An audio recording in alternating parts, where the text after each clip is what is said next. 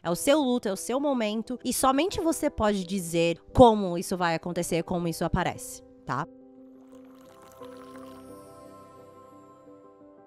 Olá e muito bem-vindos de volta ao Café com Jazz, o seu podcast favorito. E estamos aqui com o nosso 6º episódio da primeira temporada do podcast. E hoje a gente vai conversar e falar muito sobre luto. Eu escolhi esse tema porque é um tema que, assim como vários dos temas que eu trago aqui nos episódios, eu senti na pele, né, pessoalmente, e também muitas pessoas que me seguem por causa desse conteúdo e também por questão ou tem medo de passar por algo similar. Então, a gente vai conversar sobre isso porque eu tenho muito a falar sobre esse assunto. E então pega seu café, seu ultra coffee, aquilo que te faz bem, que te faz feliz e senta aqui que já vamos entrar no nosso episódio. Antes da gente começar, vocês até já sabem provavelmente o que eu vou pedir com muito carinho e muito amor. Primeiro, agradecer todo mundo que já faz isso, que se inscreve no canal, aqui no podcast, que deixa uma avaliação, que deixa um comentário, que curte, que faz tudo aquilo que faz com que nós, criadores de conteúdo, possamos continuar criando conteúdo. Infelizmente, pra gente, os números importam, então qualquer coisa que você possa fazer para nos ajudar nesse quesito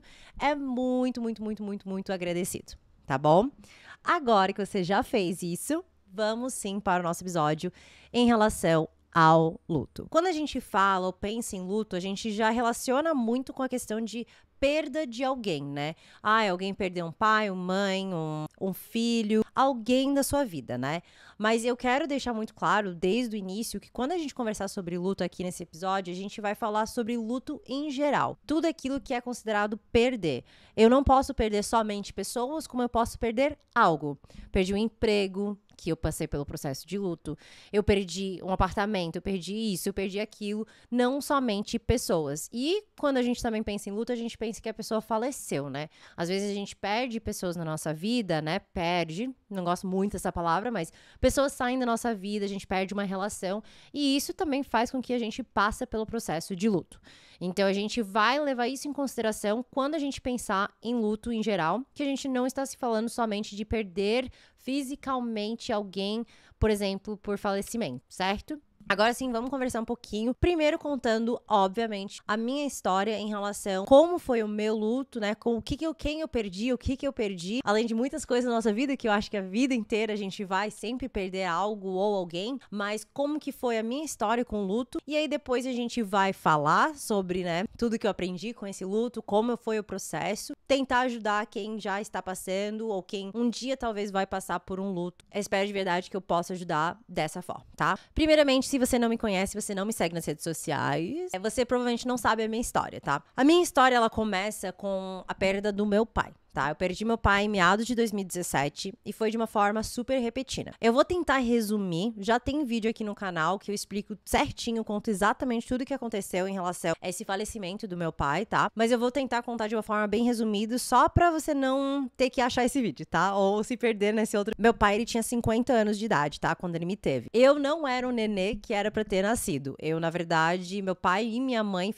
fecharam, né? O mercado ali de nenê, né? Meu pai fez a vasectomia. A minha mãe também fechou tudo. Tinha minha irmã e minha outra irmã, que era só por parte de mãe, e meu pai adotou. Então eles não queriam muito um terceiro filho e tal, então eles fecharam as portas para esse negócio. E mesmo assim, vencedora desde então, nadadora desde então, eu nasci. Diz o médico que o que fizeram ali quando foram fechar as coisas da minha mãe, as trombas, né? Que do jeito que fizeram, era impossível minha mãe ter engravidado. Então, uma das possibilidades é que realmente eu tinha sobrado ali no rolê e apareceu. De qualquer forma, eu nasci, não foi planejado, então o pai já tinha 50 anos, ele era um pai mais velho. Como não estava planejado, né? Minha irmã já tinha 5 anos de idade, a minha outra irmã já tinha 10 anos, a gente tem 5 anos de diferença, né? Quando eu nasci, como não foi planejado, meu pai já tinha condições financeiras de se aposentar, tá? Meu pai, ele não veio de uma família com muito dinheiro, mas ele sempre trabalhou desde pequeno, ele sempre foi muito ambicioso, ele era adotado, então ele tinha muito essa coisa de querer provar para os pais adotivos dele que ele não precisava do dinheiro deles, enfim. Então, meu pai tinha condições porque ele construiu essas condições. Pra quem não sabe, tem curiosidade, meu pai era um piloto, né, de avião.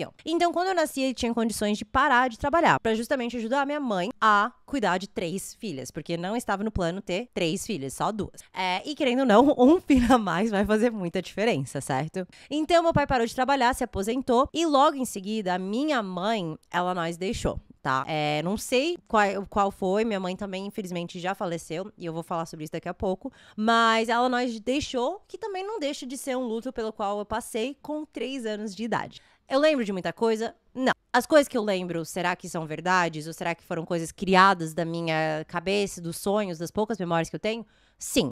Mas, de qualquer forma, ela nos deixou e meu pai criou 3 filhas sozinha. Minha mãe não tinha contato, ela tinha obrigação, né, de ter nossos números, endereço e tal, até eu fazer 18 anos, por questões legais, mas o meu pai tinha nossa guarda, então foi isso. Minhas irmãs, elas basicamente, resumo da ópera, saíram de casa muito cedo, ambas saíram de casa com 18 anos e foram viver a vida delas, e eu sempre fiquei muito próxima do meu pai. Eu acho que eu sempre consegui entender certas coisas do meu pai, perdoar muitas coisas do meu pai. Não sei se era por ser a mais nova, por ter tido outra experiência. Não sei qual foi, mas eu sempre fui muito, muito, muito próximo ao meu pai. E eu sempre não tive pena, mas até porque quem era eu pra ter pena? Mas eu sempre fico assim, meio assim, de deixar ele sozinha, sabe? Tipo, desde que eu nasci, ele já era considerado velho, certo? Né? Pra alguém que vai ter um nenê recente, né? 50 anos é considerado velho, né? Então ele sempre foi considerado. Então eu sempre fui criada sabendo que eu tinha um tempo muito limitado com meu pai. E talvez por isso também eu me aproximei muito e valorizava muito nossa relação. De qualquer forma, a gente veio pro Brasil, pra quem também não sabe, eu sou canadense, né? A gente veio pro Brasil, a minha irmã veio também, só que ela foi embora. Ela veio muito mais velha, então foi muito mais difícil pra ela se adaptar, aprender outra língua e tal. Então ela foi embora e aí ficou eu e meu pai, tá? Isso eu tô resumindo muito. Se vocês querem um episódio detalhe por detalhe, eu posso fazer. Eu amaria fazer, eu gosto de contar essa história, mas ela vai demorar. Então, se você quiser, deixa nos comentários e eu trago esse episódio pra você. Apareceu também nessa meio da história, quando já estava no Brasil, a minha madrasta, que eu não falo muito ao respeito, e eu também vou falar sobre isso na segunda temporada, que a princípio vão ser histórias não contadas, que vocês não conheciam ou não conhecem sobre mim, minha vida, e talvez se eu conseguir trazer o Matheus. E basicamente foi isso, gente. O meu pai, só pra vocês entenderem mais ou menos, o meu pai, quando ele faleceu, ele tinha 72 anos, tá? Como foi esse processo? A minha irmã, ela morava no Canadá, e ela tinha recém-casado, a gente foi pro casamento dela no Canadá, e aí depois de 2 anos ela engravidou. Esse aqui seria, assim, o único neto, né, do meu pai.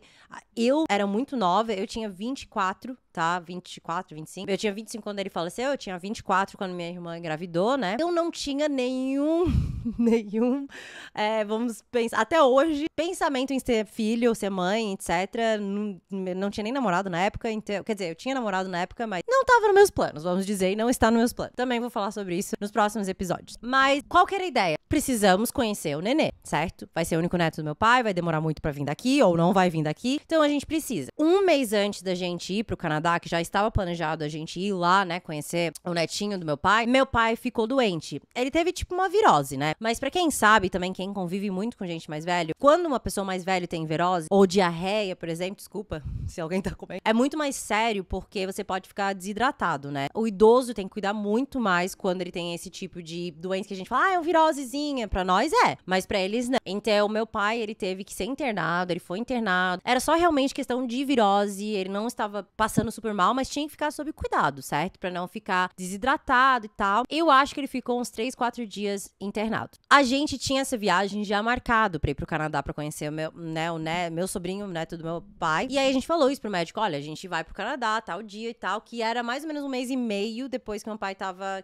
no hospital. Aí o médico falou, gente, é tranquilo, foi só uma virose, etc e tal, blá blá blá, beleza. Nisso, a gente então, fast forward, vamos para o dia que a gente foi viajar. Saímos aqui de Floripa, fomos até São Paulo, e São Paulo a gente vai até Toronto. A minha irmã mora em Victoria, é onde eu nasci, né? Do lado de Vancouver, dali no Canadá. Então a gente sempre fazia ir até Toronto, e Toronto a gente dormia uma noite, porque é muito cansativo pro meu pai esse tipo de viagem, não é que a gente pega um avião, dorme no aeroporto, sei lá, dá um jeito e vai embora. Não. Pro meu pai era muito mais difícil. Então a gente sempre dormia em Toronto e no outro dia a gente pegava o voo para Vitória. Porque de Toronto pra Vitória, gente, é 5 horas. Tipo, não é 1h30, é 5 horas. Então é muito cansativo se a gente fosse direto. Nisso que a gente chegou, a gente pousou em Toronto, meu pai falou, eu tô passando meio mal, tô com uma garganta pegando. Que é normal quando a gente fica no avião, a gente sente meio blé. Aí eu falei, não tem problema, vamos pro hotel, a gente faz o check-in, a gente come alguma coisa, porque a gente não come direito no avião, e aí a gente descansa. Beleza. Até porque era, sei lá, 3, 4 4 horas da tarde. Chegamos no hotel, fizemos check-in, fomos comer. Aí a gente comprou uma vitamina C, zinco, coisa que a gente sempre tomava. E fomos pro hotel. Meu pai dormiu e no que ele acordou falando em português. Sendo que eu e meu pai sempre falamos em inglês. Sempre. E eu achei aquilo estranho. E ele tava falando nada com nada. E eu achei aquilo tudo muito esquisito. Aí eu liguei pra minha irmã, que minha irmã é enfermeira. E ela falou, deve ser febre, deve ser alguma coisa assim. Dá um paracetamol pra ele e faz ele voltar a dormir. Beleza. Paracetamol, voltou a dormir. Nisso, ele pegou, acordou de novo e tava alucinando de novo. Aí eu liguei pra minha irmã, ela falou, olha, bota ele na banheira, deve ser febre, bota uma banheira e tal, pra ele tomar um banho e voltar a dormir. Beleza. Botei na banheira e aí aconteceu a primeira coisa esquisita, que foi meu pai me chamou, eu tava no quarto e pediu ajuda pra sair da banheira. Sendo que meu pai nunca precisou da minha ajuda pra alguma coisa. Meu pai, ele tinha 72 anos, mas meu pai, se você conheceu ele, e muitas pessoas que talvez estejam escutando esse podcast, minhas amigas e tal, todo que conheceu ele sabe que ele era muito ligado, nunca teve um problema de dizer, nossa,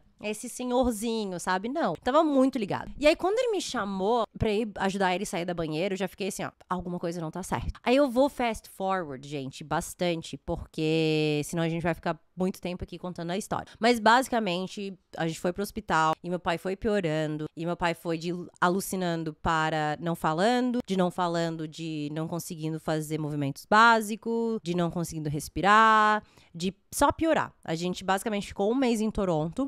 Eu sozinha. Minha madrasta não podia ir porque ela não tinha passaporte. Minha irmã não podia vir porque ela tava com o neném pequeno. Ninguém podia nos ajudar. Tava só eu e meu pai. Ficamos um mês. Eu negociando com o seguro pra trazer meu pai de volta. Graças a Deus, gente, pelo amor de Deus, nunca viajam sem seguro viagem, que foi a coisa que salvou a nossa vida financeira. Resumo da ópera, meu pai voltou num avião de emergência, esses aviões pequenos de ambulância, assim. Ele foi induzido em coma no ar. Chegou aqui, ficou uma semana aqui em Floripa e faleceu. Tá? Esse é um resumo bem resumido. De novo, se vocês quiserem um vídeo atualizado de como foi tudo isso, vocês me falam no comentário que eu faço. E aí foi a primeira vez que eu tive que... Assim, primeira vez nítido que eu tive que lidar com luto, tá?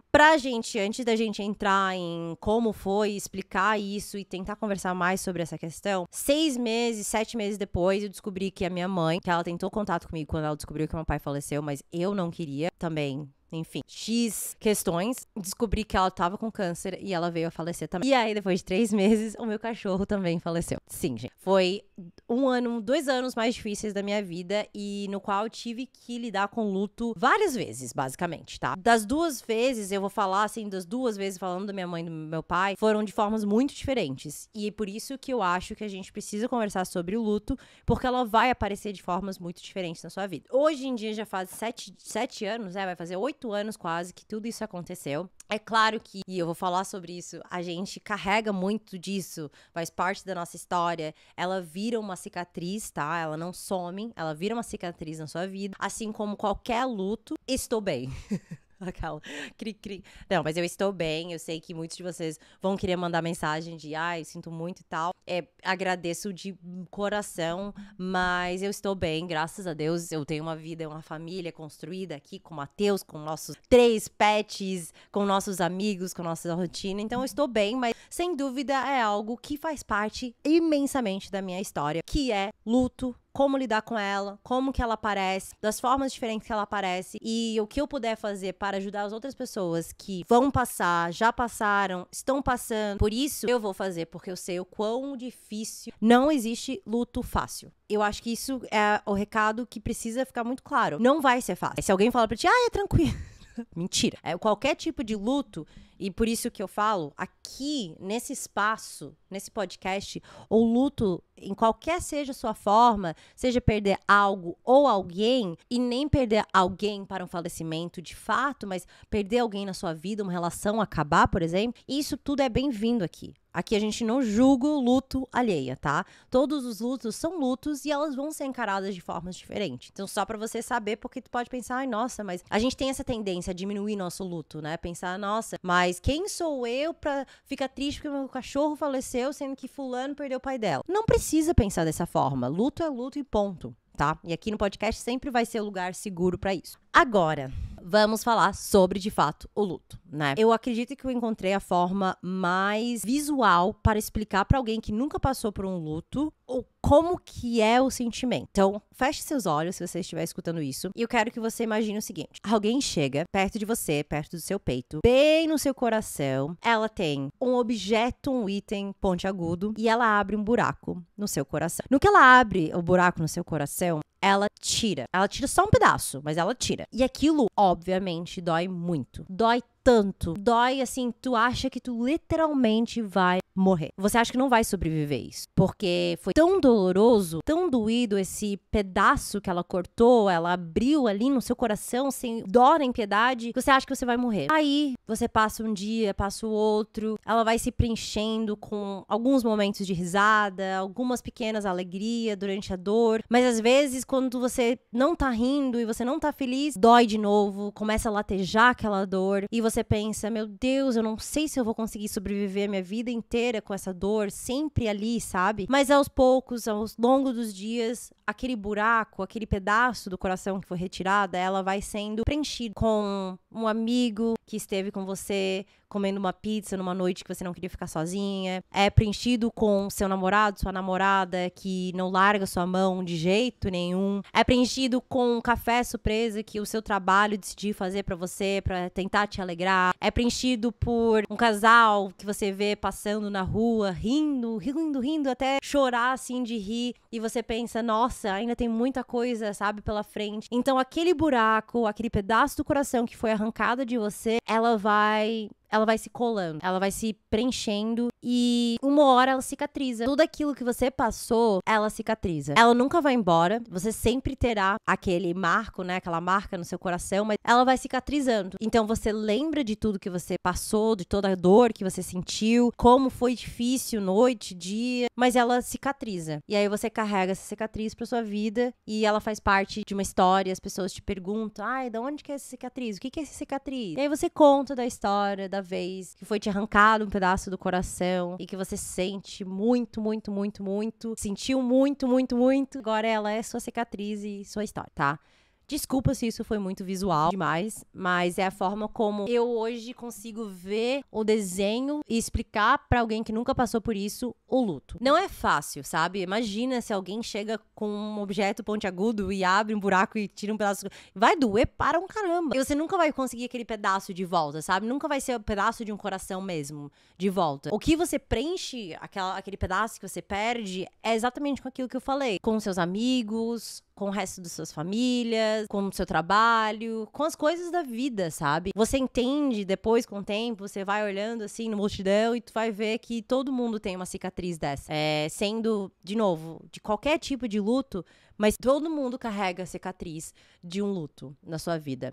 E é bonito porque a gente também consegue se ligar um com o outro, se conectar, estar interligado por causa dessa cicatriz e dessas histórias que a gente tem de superação mesmo. Porque eu acho que você passar por um luto é uma superação. Ai, porque todo mundo... Não, é uma superação porque não é fácil, independente do luto qual for, não é fácil. E você conseguir sair de um luto, uma pessoa melhor, é mais difícil ainda. Porque, honestamente, quando você tá passando por um luto, você leva em consideração, poxa, o mundo me tirou tudo. O mundo me, sabe, tá me testando. Eu não aguento mais. Por que eu vou ser uma boa pessoa? Por que eu vou passar pela vida ajudando as pessoas quando o mundo, Deus, o universo, porque tu quer achar um culpado, né? Me tirou tudo, sabe? Então, você passar pelo luto e sair de um luto uma pessoa melhor e mais forte e ainda querer ajudar as outras pessoas é mais difícil ainda e eu tiro meu chapéu pra todo mundo que consegue fazer isso. Então, basicamente, pra mim, Jasmine, esse é a forma como eu vejo que é o luto, né? Agora, o luto a gente sabe que são processos no qual a gente vai passar. A gente vai passar pela negação, a gente vai passar pela raiva, pela tristeza e em algum momento a gente vai chegar na aceitação, sabe? E eu acho que isso é a única coisa em comum que todos os lutos têm. O luto de perder o emprego, o luto de perder uma relação, o luto de perder alguém por um falecimento, o luto de perder um pet, qualquer tipo de luto, todos vão ter em comum essa questão de as fases no qual você passa. O que difere muito é como essas fases aparecem. E isso é uma coisa que, quando eu passei pelo luto, primeiro pelo meu pai, ela parecia muito muito diferente, sabe? Eu não queria sentar o tempo inteiro e chorar. Eu me permiti chorar, me permiti doer, fiz tudo isso, mas ao mesmo tempo eu queria encontrar a felicidade de novo. Então, pra mim, foi negar. Eu neguei, na verdade, quando meu pai começou a ficar doente. Quando ele ficou doente, eu falava todo dia, não, eu me recuso, eu não acredito, porque isso tá acontecendo. A negação. Mas eu queria... E eu provavelmente fiz isso, se a gente for passar por uma análise, psicoanálise, uma psicóloga, eu fiz isso de atropelar o processo. Eu não queria sentir, de fato, todos os pontos e as fases. E isso depois reapareceu quando minha mãe faleceu. Por isso que eu falo que a forma como a gente passa por lutos, dependendo das tantas quais a gente vai passar, ela vai aparecer de formas muito diferentes. E a gente precisa sentir, sabe? Essa é uma das dicas mais valiosas, sinta mesmo. Cara, se tu quiser chorar, gritar, rir, beleza, mas sim, passa pelo luto sentindo. Não atropelando o processo e querendo que passe logo, sabe? Eu quis e eu fiz com que passasse logo. E aí, quando minha mãe faleceu, 7 meses depois, eu não podia mais atropelar o processo. O meu corpo me obrigou a sentir. Sim, tu não sentiu do teu pai, então desacelera e agora tu vai sentir tudo. E foi quando eu tive meu primeiro ataque de pânico. Foram uns poucos, eu posso contar nos dedos as quantidades de vezes que eu já tive ataque de pânico, mas é sempre quando o meu corpo tá querendo dizer alguma coisa. E quando minha mãe faleceu, eu estava no trabalho, eu queria, não, tá tudo bem, chorei, tô triste, mas posso viver, eu dou conta de tudo, joga aqui no peito que eu mato, tudo certo. O corpo falou assim, querida, você vai ter que sentar com teus sentimentos agora e sentir todos os lutos de todo mundo que você perdeu nesses últimos 2 anos. E foi o que eu fiz. Eu tirei alguns dias do trabalho e eu basicamente chorei todos os dias, sabe? De novo, quando meu pai faleceu, eu não deixei de chorar, eu chorei muito, mas eu também, cara, tive que aprender muita coisa, tive que aprender a ser um adulto do dia pra noite, porque querendo ou não, quando a gente tem nossos pais, a gente consegue. Meu pai lida com isso. Meu pai e minha mãe tá aqui pra isso. Tem a casa dos meus pais, blá, blá. Quando, do dia pra noite, meu pai faleceu, eu tive que virar o adulto. Eu tive que ir atrás de tudo, tem que fazer o velório, tem que fazer a funerária, tem que fazer tudo, e depois tem que fazer toda a burocracia, e a burocracia que até hoje dura, porque eu até hoje estou em processo de inventário. Então, assim, a maior dica e a melhor dica que eu posso dar pra qualquer pessoa que esteja passando por um luto é passe por ela, sabe? Sinta todas as emoções e tá tudo bem você sentir da forma como você quer sentir. Quer sentir com as pessoas do lado? Sinta. Se quer sentir sozinha, sinta. As pessoas vão respeitar seu espaço também, mas não atropele o processo e realmente passe por isso, sabe? Outra coisa é não escutar os outros. Quando eu falo não escutar os outros, não tô falando as opiniões ou os conselhos ou os carinhos que a gente recebe muito nessas horas quando a gente perde algo ou alguém. O lado negativo. Sempre vão ter pessoas que vão julgar o luto alheia. E eu acho isso uma das piores coisas, que tem uma lista, né, gente? Uma das piores coisas que existe é quando você olha pra alguém que tá passando por um luto e julga. E aconteceu comigo. Porque eu tava saindo, porque eu tava bebendo, porque eu tava gastando dinheiro, porque às vezes eu aparecia feliz. As pessoas se achavam no direito de julgar e isso chegava nos meus ouvidos. A Jasmine tá de luto. É assim que ela tá triste.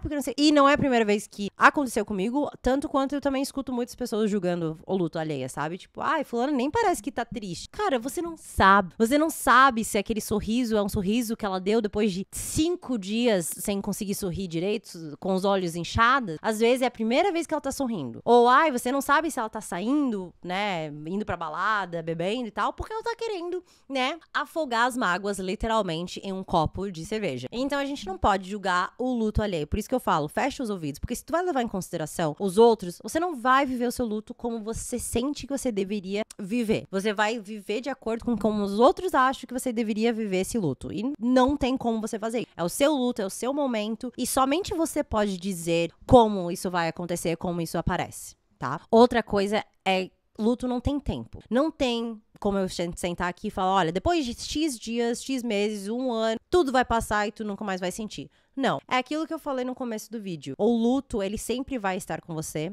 Desde que você perde algo ou alguém que é importante pra ti, acabou. Aquilo vira aquele buraco que eu falei e a cicatriz que eu falei. E sim, em algum momento ela vai passar, mas nesse momento você não tem que pensar em prazo. Eu me perguntava muito, quando que isso vai passar? Quando que vai normalizar isso, sabe? Esse sentimento não vai ser tão dolorido, sabe? Aquele buraco, quando ela vai se tornar uma cicatriz que não dói. Porque a gente, às vezes, quando a gente vai cicatrizar, a gente ainda toca ali e dói, certo? Mas não tinha um prazo, não tinha uma data específica, sabe? Você precisa não pensar em quando vai passar. Só que um dia vai passar sim, e ela vai só se tornar uma parte da tua história. Mas até lá, temos que sentir. E outra coisa, eu acho que a melhor forma da gente pensar em encerrar, né, o episódio ela vai passar. Vai doer, vai ser sei lá por quanto tempo, vai ser sei lá de que forma, mas o luto, independente da sua forma, ela passa. E eu falo isso como uma coisa que é óbvio, Jasmine, mas quando estava eu no momento, passando por todas aquelas dores, eu não conseguia achar que ia. Por muito tempo eu pensava, eu prefiro morrer do que continuar sentindo o que eu tô sentindo. Por isso que eu falei, a gente questiona essa dor e pensa, eu vou conseguir viver o resto da minha vida com isso? Com essa cicatriz ou com essa dor? Eu vou conseguir?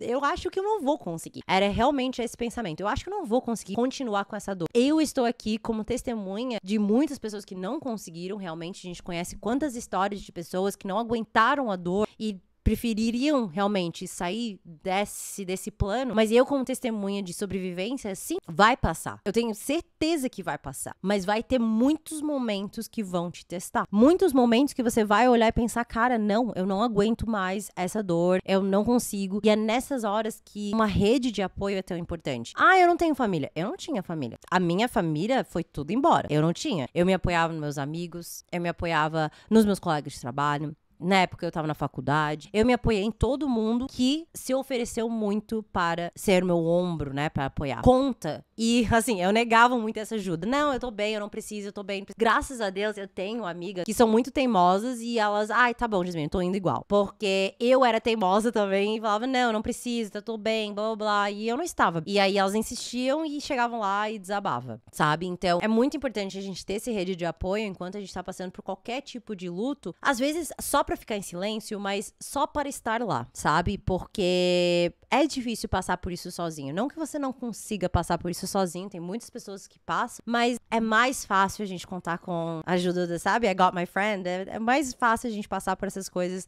com a ajuda dos nossos amigos ou de família, caso você tenha mais família, né? Nesse caso. Mas, gente, o luto, ele não é fácil. Eu sei que muitos de vocês buscam esse conteúdo aqui no meu perfil. Tem muitos vídeos aqui no próprio YouTube, né? No podcast não, porque a gente tá começando agora, mas tem muito conteúdo falando sobre isso, como que foi todo o processo de perder minha mãe, de perder meu pai. O resumo da ópera é que não é fácil. Se eu estou aqui na sua frente agora, se eu construí tudo que eu construí, foi porque luto e perder algo que é muito importante pra gente, né? Ou perder alguém que é muito importante pra gente, passar por tudo isso que eu falei pra ti, tudo isso que eu fiz vocês visualizarem, nós torna mais forte, sim. E pode ser a parada mais clichê do mundo, você pode falar assim, ai meu Deus, qualquer livro de Clarice Lispector fala sobre isso, a gente já entendeu, Jasmine. Mas é porque é real. Hoje em dia, poucas coisas me abalam, porque eu já passei por aquilo. Então, não tem essa de estresses menorzinha, de, alguma coisa aconteceu, meu Deus do céu. Não, isso aí é fichinha. Isso daqui é fichinha. Aconteceu tal coisa, tá, beleza. Não tô falando que eu não me estresso, tá? Mas é muito difícil me abalar, e é muito difícil você abalar alguém que o mundo já foi abalado, sabe? Quem já passou por um luto, eu vejo como... Claro, tem esse cicatriz, mas também tem a armadura. Ela passou pelo luto, ela criou uma nova pessoa. E o luto é justamente isso, é aprender quem somos nós sem aquilo ou sem aquela pessoa que fazia parte da nossa vida. Porque quando a gente está no dia a dia, na nossa vida, construindo a nossa jornada, pessoas e coisas e lugares, etc., fazem parte de quem nós somos, faz parte da nossa DNA, né? Nossos amigos, nosso trabalho, nossa rotina, tudo isso faz parte de quem a gente é. E quando a gente perde isso, a gente precisa se redescobrir. E aí, quando eu falo que a pessoa que já passou pelo luto, ela cria uma armadura, é justamente isso. Ela cria essa nova casca, porque ela teve que se reinventar. quem sou eu sem fulano? Quem sou eu sem esse trabalho? Quem sou eu sem meu pai e minha mãe que faleceram? Entende? Então, tiro meu chapéu pra você, guerreiro, que passou pelo luto, porque a gente sabe que não é fácil, mas você também descobriu a magia de se reinventar. E isso é tão lindo e especial. E é isso que eu olho hoje pro luto, de eu não quero que ninguém tenha que passar por isso, porque foi uma das maiores dores que eu passei 3 vezes e algumas outras vezes depois com coisas menores, eu diria, porque perder a mãe e o pai, eu acho que pra mim vai ser sempre a coisa maior que eu já perdi. Mas eu queria que todo mundo entendesse essa magia, sabe? Eu queria poder que as pessoas tivessem essa magia da reinvenção. Mas eu também não quero que ninguém passe pelo luto. Então é meio contraditório. De qualquer forma, eu espero que esse episódio possa ajudar alguém que esteja no meio desse tempestade. A gente sabe que não tá sendo fácil.